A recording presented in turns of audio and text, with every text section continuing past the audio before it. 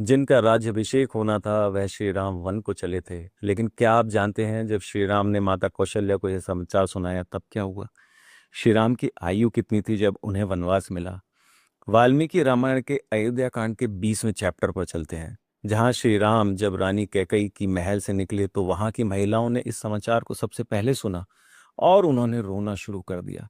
उस भयंकर रोने की आवाज में दशरथ जी इतनी ग्लानि से भर गए कि उन्होंने अपना मुंह कपड़ों में छिपा लिया। और इधर राम जी ने अयोध्या में सभी बधाई को स्वीकार करते हुए जय जयकार सुनते हुए धीरे धीरे माता कौशल्या के महल में पहुंचे। उस समय माता कौशल्या उनके राज्याभिषेक की कामना के लिए अग्नि में आहुतियां दे रही थी।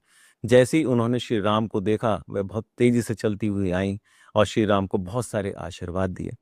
तब श्री राम ने कहा कि निश्चय ही तुम्हें मालूम नहीं है, तुम्हारे ऊपर महान भय उपस्थित हो गया है। इस समय जो बात कहने जा रहा हूं उसे सुनकर तुमको, सीता को और लक्ष्मण जी को दुख होगा।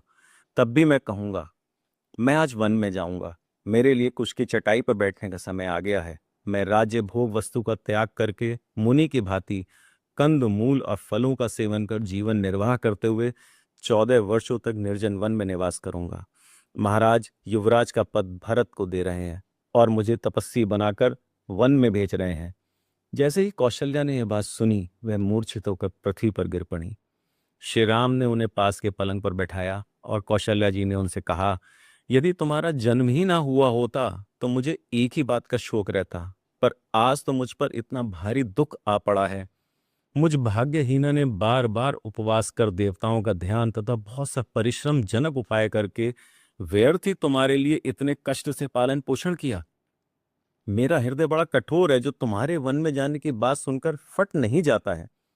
ऐसे ही मेरे लिए कहीं मौत नहीं है, यमराज जी के घर में भी मेरे लिए जगह नहीं है।